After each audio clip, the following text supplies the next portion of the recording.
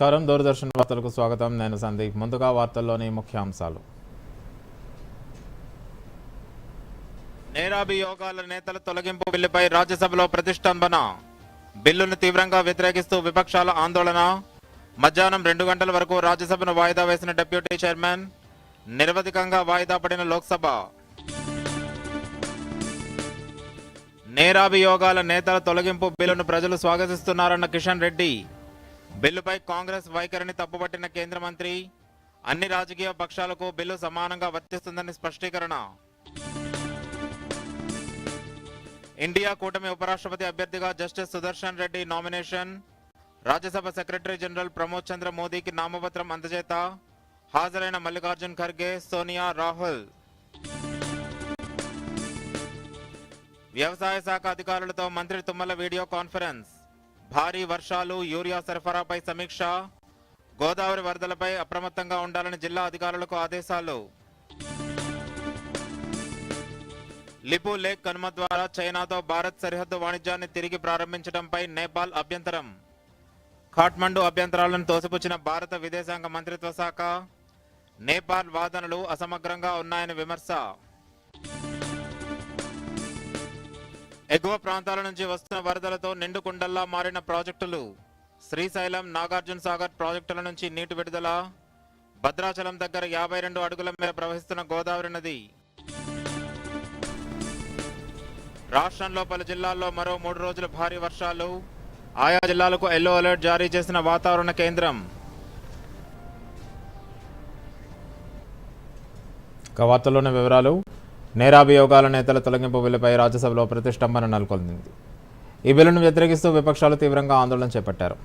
Chairman పోడియాన్ని చుట్టుముట్టారు. కేంద్ర ప్రభుత్వానికి వ్యతిరేకంగా నినాదాలు చేశారు. పలుమార్లు విపక్షాలను డిప్యూటీ చైర్మన్ హరివంశ్ నారాయణ్ హెచ్చరించినా ప్రతిపక్ష సభ్యులు వినిపించుకోలేదు. దీంతో సభను మధ్యాహ్నం 2 గంటల వరకు వాయిదా వేశారు. అటు లోక్సభ విపక్షాల గందరగోళం నేపథ్యంలో స్పీకర్ ఓం బిర్లా సభను నిరవధికంగా వాయిదా వేశారు.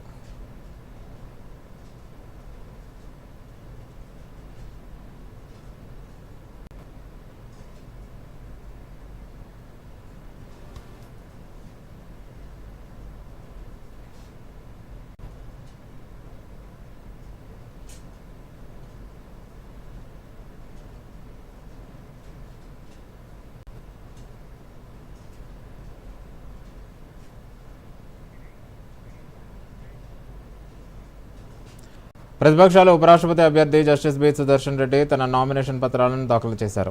నామినేషన్ కార్యక్రమంలో కాంగ్రెస్ నేతలు మల్లికార్జున్ ఖర్గే, సోనియా గాంధీ, రాహుల్, శరద్ పవార్, సంజయ్ రావు తదితరులు పాల్గొన్నారు.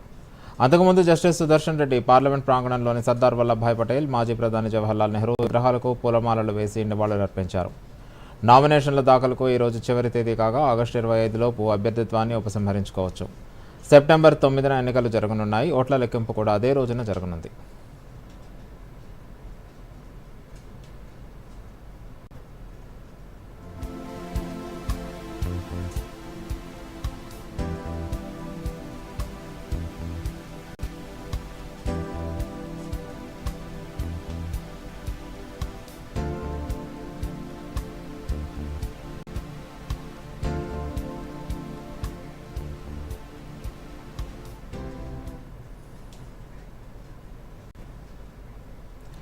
నేరాభియోగాల నేతల తొలగింపు బిల్లును దేశవ్యాప్తంగా స్వాగతిస్తున్నారని, ఇది అన్ని రాజకీయ పక్షాలకు సమానంగా వర్తిస్తుందని కేంద్ర మంత్రి కిషన్ రెడ్డి పేర్కొన్నారు.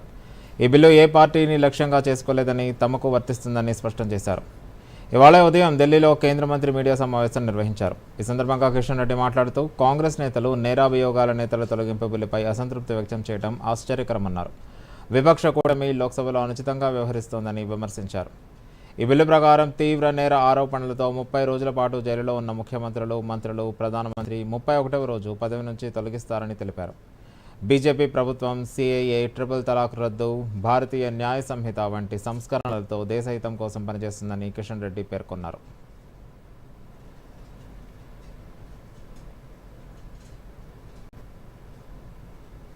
ఆరోపణలు ఎదుర్కొని తీవ్రమైనటువంటి నేరాలకు సంబంధించినటువంటి చట్టాల కింద అరెస్ట్ కాబడి 30 రోజుల పాటు జైల్లో ఉన్నట్లయితే వాళ్ళు విధిగా వాళ్ళ యొక్క పదవి పోవాలనేటువంటి ఆలోచనతో పదవి నుంచి తొలగిపోవాలనేటువంటి ఆకాంక్షతో కేంద్ర ప్రభుత్వము నిన్న ఒక సంస్కరణ తీసుకురావడం జరిగింది. ఒక మంచి నిర్ణయం కేంద్ర ప్రభుత్వం తీసుకోవడం జరిగింది.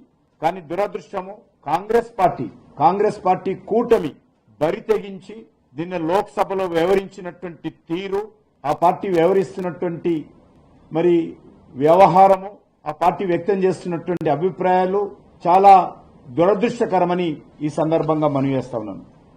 అన్ని పార్టీలకు సంబంధించినటువంటి మంత్రులు కావచ్చు, ముఖ్యమంత్రులు కావచ్చు, అందరికీ వర్తించే విధంగా చట్టం తీసుకొచ్చారు తప్ప కాంగ్రెస్ పార్టీ కోసమో, కాంగ్రెస్ పార్టీ కూటమికి సంబంధించినటువంటి మంత్రుల కోసమో ఈ చట్టాన్ని తీసుకురాలేదనే విషయాన్ని ఈ సందర్భంగా మనవి చేస్తా ఉన్నాను. సచివాలయంలో మంత్రి తుమ్మల నాగేశ్వరరావు వ్యవసాయ శాఖ అధికారులతో వీడియో కాన్ఫరెన్స్ నిర్వహించారు. రాష్ట్రంలో భారీ వర్షాలు, యూరియా సరఫరాపై సమీక్షించారు. గోదావరి వరదలపై అప్రమత్తంగా ఉండాలని జిల్లా అధికారులకు తుమ్మల ఆదేశాలు జారీ చేశారు. భద్రాచలం దగ్గర గోదావరి ఉగ్రరూపం దాల్చిన నేపథ్యంలో ఆ జిల్లా కలెక్టర్, ఎస్పీతో మంత్రి తుమ్మల నాగేశ్వరరావు ఫోన్లో మాట్లాడారు. ఎప్పటికప్పుడు అప్రమత్తంగా ఉండాలని సూచించారు. పరివాహక ప్రాంతాల ప్రజలను పునరావాస కేంద్రాలకు తరలించాలని సూచించారు.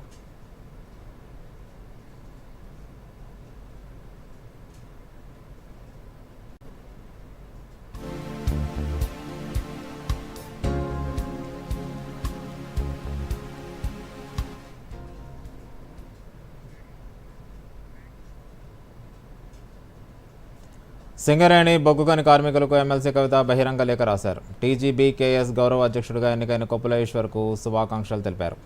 కార్మికుల చట్టాలకు విరుద్ధంగా పార్టీ కార్యాలయంలో ఎన్నిక నిర్వహించారన్నారు. రాజకీయ కారణాలతోనే ఎన్నిక జరిగిందని ఎమ్మెల్సీ కవిత లేఖలో పేర్కొన్నారు. సింగరేణి కార్మికుల కోసం పోరాడుతుంటే తనపై కుట్ర పన్నుతున్నారని ఆరోపించారు. భారత రాష్ట్ర సమితిలో జరుగుతున్న పరిణామాలు అందరికీ తెలుసన్న కవిత కేసీఆర్కు రాసిన లేఖను తాను అమెరికా వెళ్లినప్పుడు లీక్ చేశారని మండిపడ్డారు. తనపై కుట్రలకు పాల్పడుతున్న వారిని బయటపెట్టాలని కోరితే కక్ష కట్టారని ఆరోపించారు. ఆ కుట్రదారులే తనను వివిధ రూపాల్లో వేధింపులకు గురిచేస్తున్నారని తెలిపారు. తాను అమెరికాలో ఉన్న సమయంలోనే గౌరవ అధ్యక్ష ఎన్నిక జరిగిందన్న కవిత చట్టవిరుద్ధంగా టీజీబీకేఎస్ సమావేశం నిర్వహించి ఎన్నుకున్నారని ఆగ్రహం వ్యక్తం చేశారు.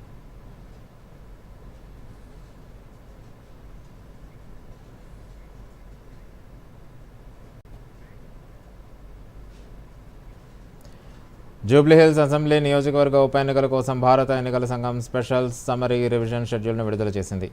సెప్టెంబర్ 2 నుంచి 17 వరకు ఈ కార్యక్రమం నిర్వహిస్తారు. 18 ఏళ్లు నిండిన వారు ఓటరు నమోదు చేసుకోవాలని సూచించారు. ప్రస్తుతం 3,92,403 ఓటర్లున్న ఈ నియోజకవర్గంలో 132 ప్రాంతాల్లో 329 పోలింగ్ కేంద్రాలను ఏర్పాటు చేశారు. సగటున ఒక్కో కేంద్రంలో 1,188 మంది ఓటర్లున్నారు. 1,200 కంటే ఎక్కువ ఓటర్లున్న 183 కేంద్రాలు, 1,400 కంటే ఎక్కువ ఉన్న 79 కేంద్రాలు ఉండగా 1,500 కంటే ఎక్కువ ఉన్న 14 కేంద్రాలను గుర్తించారు. వీటిని 1,200 నుంచి 1,500 ఓటర్ల మధ్య సర్దుబాటు చేయనున్నారు.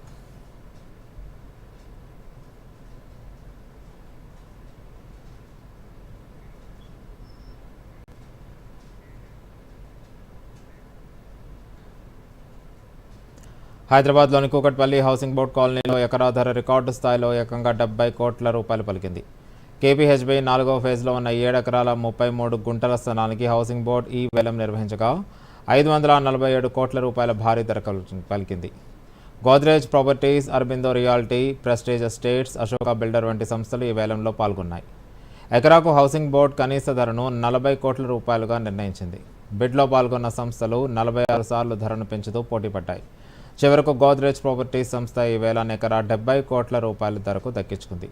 ఈ మేరకు వచ్చిన ఆదాయాన్ని పేద మధ్యతరగతి ప్రజల కోసం నిర్మించే గృహ నిర్మాణ పథకాలకు వినియోగించడానికి ప్రభుత్వం నిర్ణయం తీసుకుందని housing board vice chairman VP Gautam తెలిపారు.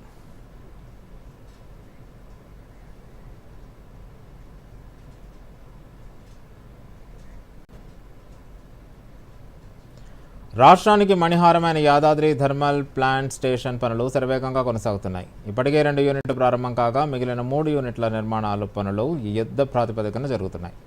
2026 మార్చి నాటికి ప్రాజెక్టును నిర్మించి ప్రజలకు అందుబాటులోకి తీసుకొచ్చేందుకు ప్రభుత్వం తీవ్రంగా కృషి చేస్తుంది.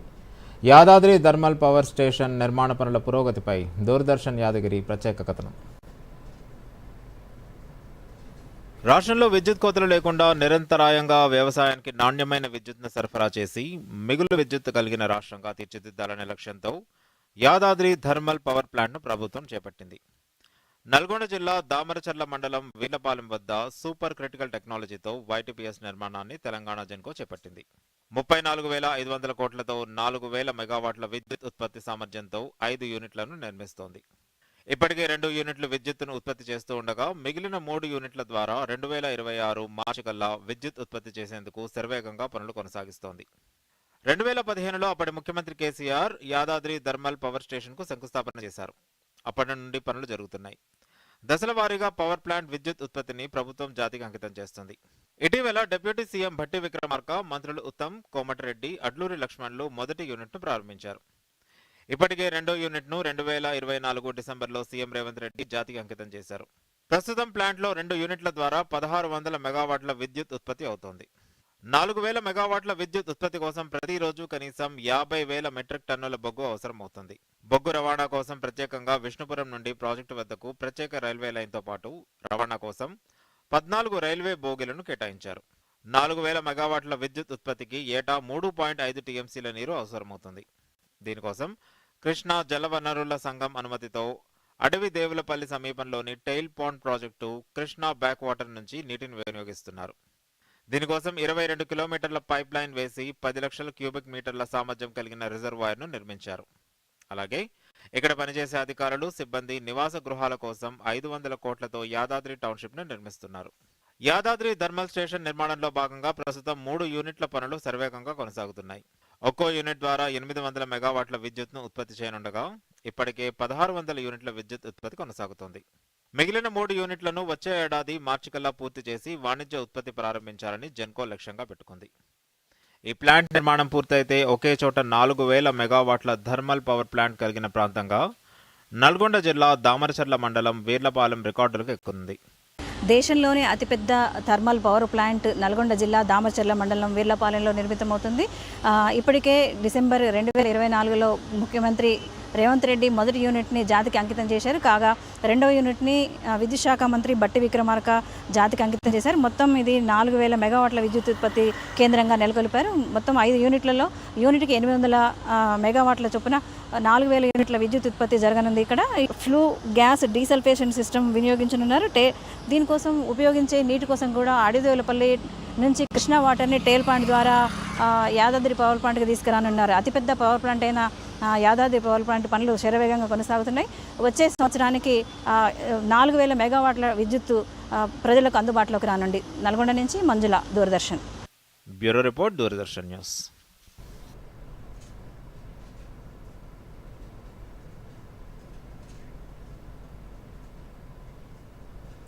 ఇప్పుడు వార్తల్లో చిన్న విరామం.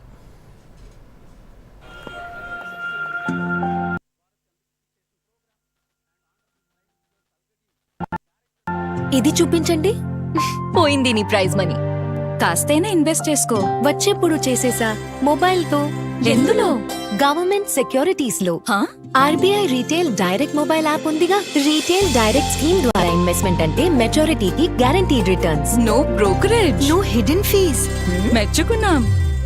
నిన్ను కాదు, యాప్ ని. ఆర్బీఐ అంటోంది తెలివిగా ఆలోచించండి, అప్రమత్తంగా ఉండండి. వార్తలకు తిరిగి స్వాగతం. రాష్ట్ర ప్రభుత్వం మున్సిపల్ కమిషనర్లను బదిలీ చేసింది.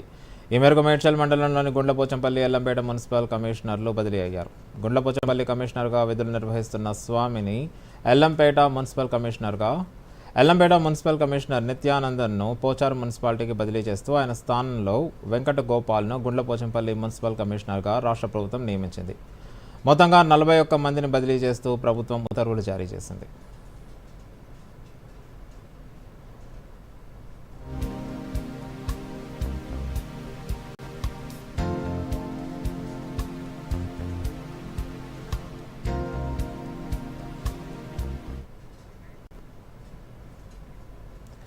కేంద్ర ప్రభుత్వం తీసుకొస్తున్న ఆన్లైన్ గేమింగ్ బిల్లు 2025కు యువత నుంచి సానుకూల స్పందన వస్తుంది. రెసిడెంట్స్ అసోసియేషన్ సమాఖ్య సెక్రటరీ జనరల్ బీటీ శ్రీనివాస్ దూరదర్శన్తో మాట్లాడుతూ ఈ బిల్లును పూర్తిగా సమర్థిస్తున్నామని, దీనివల్ల యువత జీవితాలు బాగుపడతాయని తెలిపారు. ఎల్ఎల్బీ విద్యార్థిని చేతన ప్రియ మాట్లాడుతూ బెట్టింగ్ యాప్లు కుటుంబాలను నాశనం చేస్తున్నాయని, సులువుగా డబ్బు సంపాదించే ఆశతో అమాయకులు మోసపోతున్నారని తెలిపారు. ఈ బిల్లు విప్లవాత్మకమైన చర్య అని పేర్కొన్నారు. హైదరాబాద్కు చెందిన ఉమేష్ చంద్ర మాట్లాడుతూ బెట్టింగ్ యాప్ల వల్ల యువత డబ్బు జీవితాలు కోల్పోతున్నారని ఆవేదన వ్యక్తం చేశారు. సోషల్ మీడియా ప్రచారంతో చిన్నారులు, విద్యార్థులు, యువత ఆకర్షితులై నష్టపోతున్నారని, ఈ బిల్లు వల్ల చాలామంది జీవితాలు మెరుగుపడతాయని ఆశాభావం వ్యక్తం చేశారు.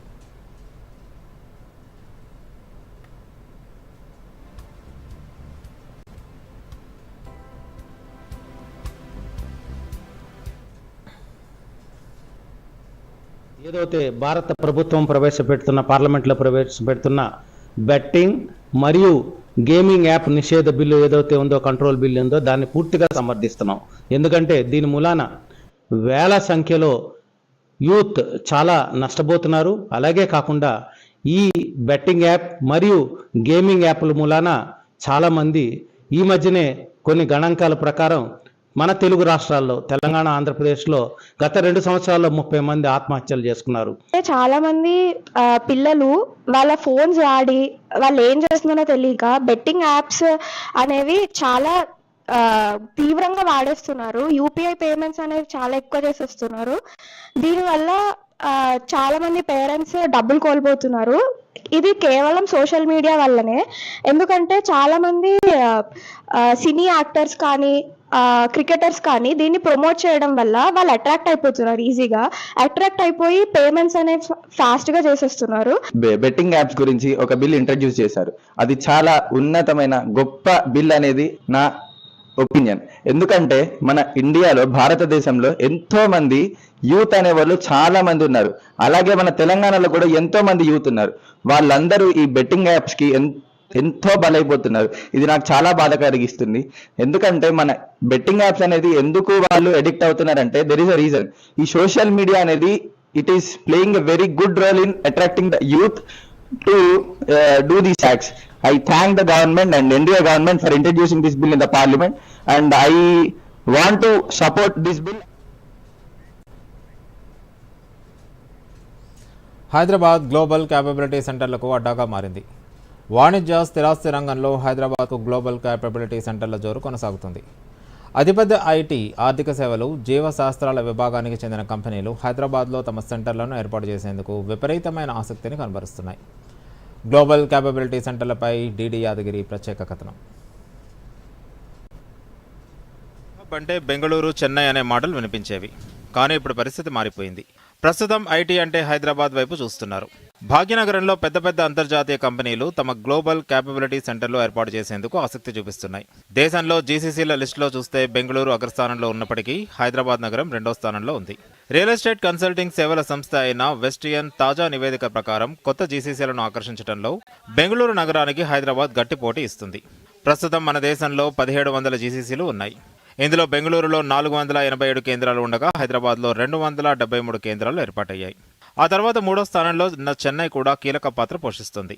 ఫార్మా, బయోటెక్ రంగాల్లో కార్యకలాపాలు సాగించే కంపెనీలకు హైదరాబాద్ మొదటి ఎంపికగా నిలుస్తుందని వెస్టియన్ నివేదిక వెల్లడించింది.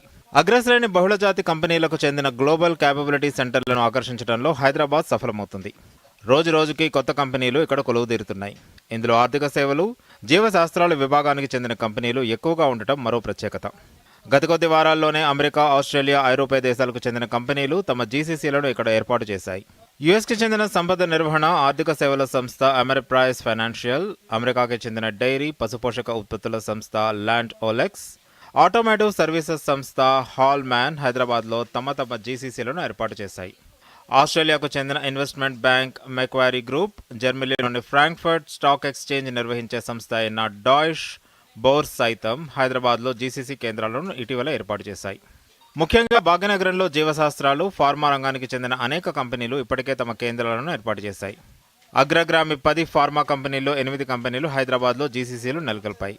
ఇందులో Eli Lilly, Novartis, Bristol Myers, Squibb, Sanofi, Roche, Amazon, Bayer, MSD వంటివి ఉన్నాయి.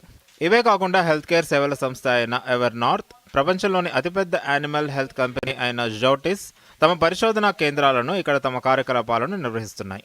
స్థానికంగా ఫార్మా, బయోటెక్ పరిశ్రమను విస్తరించడం, ఐటీ, సైన్స్ తెలిసిన మానవ వనరుల లభ్యతను దృష్టిలో పెట్టుకుని ఆయా విభాగాలకు చెందిన కంపెనీలు జీసీసీలను ఏర్పాటు చేయడానికి హైదరాబాద్ను ఎంచుకుంటున్నాయి. దీనికి తోడు రాష్ట్ర ప్రభుత్వం అందిస్తున్న తోడ్పాటు, ఎంతో మెరుగైన మౌలిక సదుపాయాలు కూడా దీనికి దోహదపడుతున్నాయి. వెస్టియన్ నివేదిక ప్రకారం మన దేశంలో 2028 నాటికి జీసీసీల సంఖ్య 2100కు పెరుగుతుందని అంచనా. ఇందులో కొత్తగా ఏర్పాటయ్యే కేంద్రాలను హైదరాబాద్ ఆకర్షిస్తుందని స్థానిక ప్రభుత్వ, పరిశ్రమ వర్గాలు విశ్వాసం వ్యక్తం చేస్తున్నాయి. Bureau report, Doordarshan news. తీవ్ర అల్పపీడనం కారణంగా రాష్ట్రంలో మరో 3 రోజుల పాటు భారీ వర్షాలు కురిసే అవకాశం ఉందని హైదరాబాద్ వాతావరణ కేంద్రం హెచ్చరించింది. ఈ మేరకు పలు జిల్లాలకు అలర్ట్ జారీ చేసింది. ముఖ్యంగా ఉరుములు, మెరుపులతో కూడిన ఈదురుగాలులు, వర్షాలు పడే అవకాశం ఉందని ప్రకటించింది.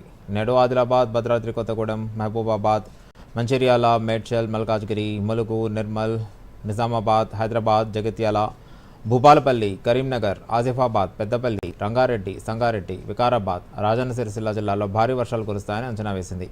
ఈ మేరకు ఆయా జిల్లాలకు ఆరెంజ్ అలర్ట్ జారీ చేశారు. రేపు భద్రాద్రి కొత్తగూడెం, ఖమ్మం జిల్లాలో ఒక మోస్తారు నుంచి భారీ వర్షాలు పడే సూచనలు ఉన్నాయని అధికారులు తెలిపారు.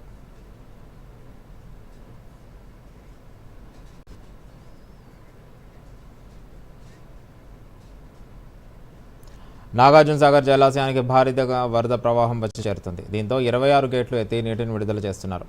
ప్రాజెక్టుకు ఇన్ఫ్లో 3,92,997 క్యూసెక్లు కాగా అవుట్ఫ్లో 4,73,053 క్యూసెక్లుగా ఉంది. నాగార్జునసాగర్ పూర్తి స్థాయి నీటి మట్టం 590 అడుగులు కాగా ప్రస్తుత నీటి మట్టం 583 అడుగులుగా ఉంది. ప్రాజెక్టు పూర్తి స్థాయి నీటి నిల్వ 312.06 టీఎంసీలు కాగా ప్రస్తుతం 291.66 టీఎంసీలుగా నమోదైంది.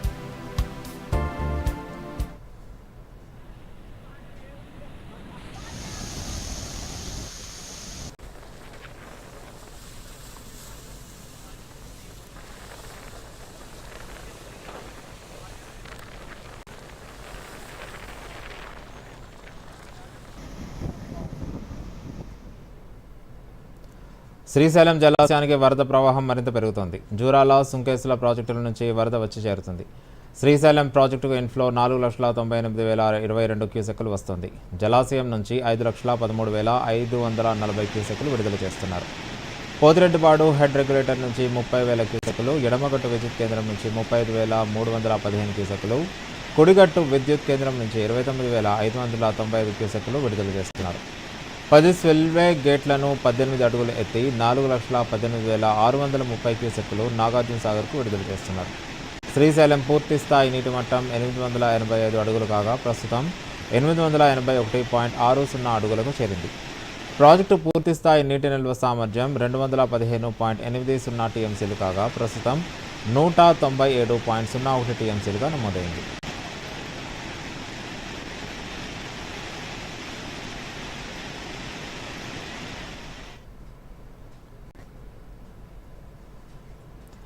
ఎగువ ప్రాంతాల్లో కురిసిన భారీ వర్షాలతో భద్రాచలం వద్ద గోదావరి నది ఉగ్రరూపం దాల్చింది. బుధవారం రాత్రి నీటి మట్టం 48 అడుగులు రావడంతో అధికారులు రెండవ ప్రమాద హెచ్చరిక జారీ చేశారు. గురువారం ఉదయం 11 గంటల వరకు నీటి మట్టం 52 అడుగులకు చేరువైంది. 53 అడుగులు దాటితే మూడో ప్రమాద హెచ్చరిక జారీ చేస్తారు. భద్రాచలంలో కళ్యాణకట్ట, స్నానఘట్టాలు వరద నీటిలో మునిగిపోయాయి. విద్యుత్ స్తంభాలు నీటిలో కనిపిస్తున్నాయి. కరకట్ట, స్లూయిజులను మూసివేయడంతో పట్టణంలో మురుగునీరు గోదావరిలోకి చేరకుండా ఉండటంతో భారీ మోటార్లతో నీటిని పంపిస్తున్నారు. స్థానిక ఎల్ఎంఏ తెల్లం వెంకట్రావు అధికారులతో కలిసి గోదావరి ఉధృతిని పరిశీలించారు. లోతట్టు ప్రాంత ప్రజలు అప్రమత్తంగా ఉండాలని, అధికారులకు సహకరించాలని ఎమ్మెల్యే విజ్ఞప్తి చేశారు. మరో 2 అడుగులు నీటి మట్టం పెరిగితే అవకాశం ఉందని అధికారులు తెలిపారు.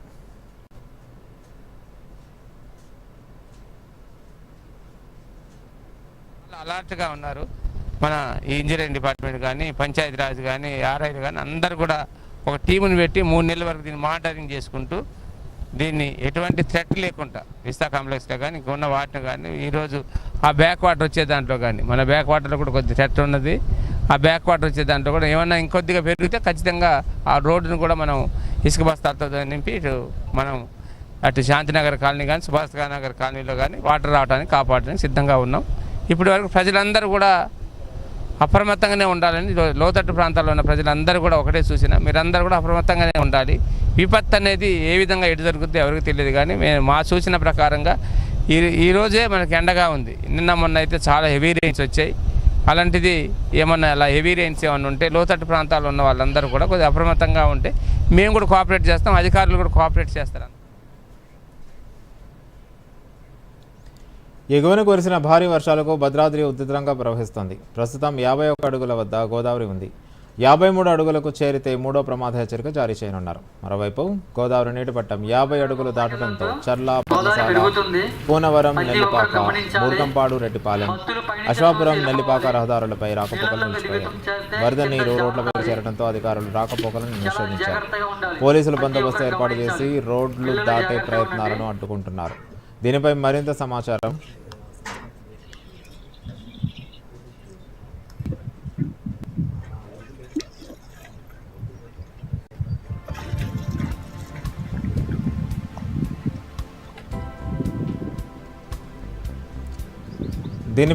సమాచారం మా ప్రతినిధి వనమా శివ అందిస్తారు. ఎగువన కురిసిన భారీ వర్షాలకు భద్రాచలం వద్ద గోదావరి ఉధృతంగా ప్రవహిస్తుంది. ప్రస్తుతం ఇప్పుడు 51.10 అడుగులతో భద్రాచలం వద్ద గోదావరి ఉంది. 53 అడుగులకు చేరితే మూడవ ప్రమాద హెచ్చరికను జారీ చేసే అవకాశం ఉంది. అదేవిధంగా 48 అడుగులకు రాత్రి 10 గంటలకు చేరడంతో అధికారులు రెండవ ప్రమాద హెచ్చరిక జారీ చేశారు.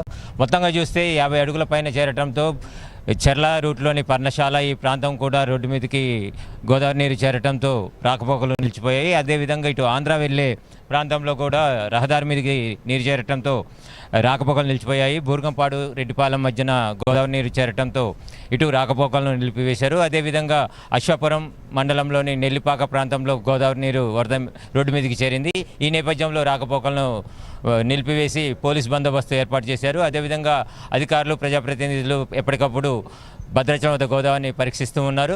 ఈ నేపథ్యంలో లోతట్టు ప్రాంత ప్రజలు అప్రమత్తంగా ఉండాలని, రహదారులు దాటే ప్రయత్నం ఎవరు చేయవద్దని అధికారులు తెలియజేస్తున్నారు. భద్రాద్రి కొత్తగూడెం జిల్లా నుండి వనమా శివ, దూరదర్శన్. భారత్ పాక్ సరిహద్దు సమీపంలో పౌరం కలకలం రేగింది. మందుపాత్రను పేల్చేస్తామంటూ దాని కాలుకు బెదిరింపు సందేశం ఉండటంతో అధికారులు అప్రమత్తమయ్యారు. జమ్మూలోని పలు ప్రాంతాల్లో భద్రతను కట్టుదిట్టం చేశారు. ఆర్ఎస్పురాలోని ఖాట్మీరియన్ ప్రాంతంలో సరిహద్దు భద్రతా దళం అధికారులు ఓ పౌరాన్ని పట్టుకున్నారు.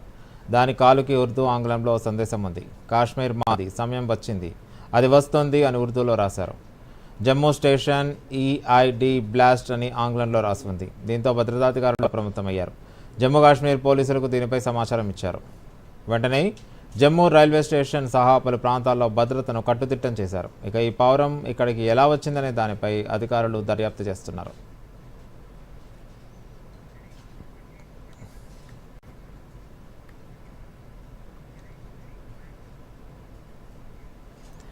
భారత విదేశాంగ శాఖ మంత్రి జయశంకర్ రష్యాతో భౌగోళిక రాజకీయ సవాళ్లను ఎదుర్కోవడానికి కొత్త మార్గాలను అన్వేషించాలని, ద్వైపాక్షిక వాణిజ్యాన్ని విస్తరించాలని సూచించారు. మాస్కోలో కీలక పర్యటనలో Russia first deputy prime minister Denis మాంటరోవ్తో భేటీ అయ్యారు. వాణిజ్యం, ఆర్థిక, సాంకేతిక, సాంస్కృతిక అంశాలపై చర్చలు జరిపారు. రష్యా నుంచి చమురు కొనుగోళ్లను నిలిపేయాలని, లేదంటే అధిక పన్నులు విధిస్తామని అమెరికా ఒత్తిడి చేస్తున్న నేపథ్యంలో ఈ పర్యటన జరిగింది.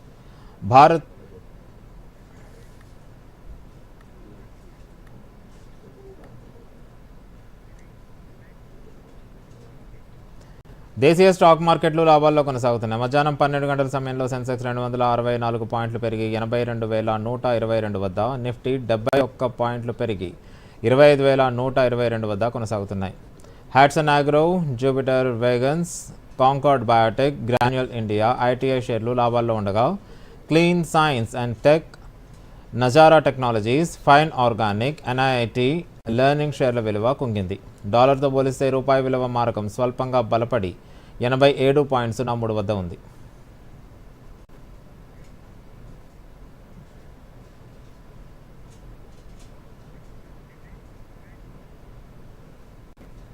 ఇక వార్తలు ముగించే ముందు ముఖ్యాంశాలు మరోసారి. నేరాభియోగాల నేతల తొలగింపు బిల్లుపై రాజ్యసభలో ప్రతిష్టంభన. బిల్లును తీవ్రంగా వ్యతిరేకిస్తూ విపక్షాల ఆందోళన. మధ్యాహ్నం 2 గంటల వరకు రాజ్యసభను వాయిదా వేసిన డిప్యూటీ చైర్మన్. నిరవధికంగా వాయిదా పడిన లోక్సభ. నేరాభియోగాల నేతల తొలగింపు బిల్లును ప్రజలు స్వాగతిస్తున్నారన్న కిషన్ రెడ్డి. బిల్లుపై కాంగ్రెస్ వైఖరిని తప్పుపట్టిన కేంద్ర మంత్రి. అన్ని రాజకీయ పక్షాలకు బిల్లు సమానంగా వర్తిస్తుందని స్పష్టీకరణ. ఇండియా కూటమి ఉపరాష్ట్రపతి అభ్యర్థిగా justice Sudarshan Reddy nomination. Rajya Sabha secretary general Pramod Chandra మోదీకి నామపత్రం అందజేత. హాజరైన మల్లికార్జున్ ఖర్గే, సోనియా, రాహుల్.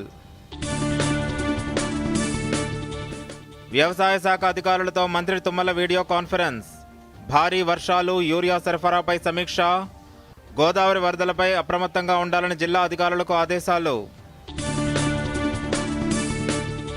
లిపు లేక్ కనుమ ద్వారా చైనాతో భారత్ సరిహద్దు వాణిజ్యాన్ని తిరిగి ప్రారంభించడంపై నేపాల్ అభ్యంతరం. ఖాట్మండు అభ్యంతరాలను తోసిపుచ్చిన భారత విదేశాంగ మంత్రిత్వ శాఖ. నేపాల్ వాదనలు అసమగ్రంగా ఉన్నాయని విమర్శ. ఎగువ ప్రాంతాల నుంచి వస్తున్న వరదలతో నిండుకుండల్లా మారిన ప్రాజెక్టులు. శ్రీశైలం, నాగార్జున సాగర్ ప్రాజెక్టుల నుంచి నీటి విడుదల. భద్రాచలం దగ్గర 52 అడుగుల మేర ప్రవహిస్తున్న గోదావరి నది. రాష్ట్రంలో పలు జిల్లాల్లో మరో 3 రోజులు భారీ వర్షాలు. ఆయా జిల్లాలకు ఎల్లో అలర్ట్ జారీ చేసిన వాతావరణ కేంద్రం. దూరదర్శన్ యాదగిరి వార్తలను ఇప్పుడు సోషల్ మీడియాలో కూడా చూడొచ్చు. యూట్యూబ్ అయితే డిడి న్యూస్ తెలంగాణ, ఎక్స్ వేదికగా అయితే DD news Telangana @DD Yadagiri news, Facebook అయితే డిడి న్యూస్ తెలంగాణలో చూసి సబ్స్క్రైబ్ చేసి లైక్ చేయండి, షేర్ చేయండి.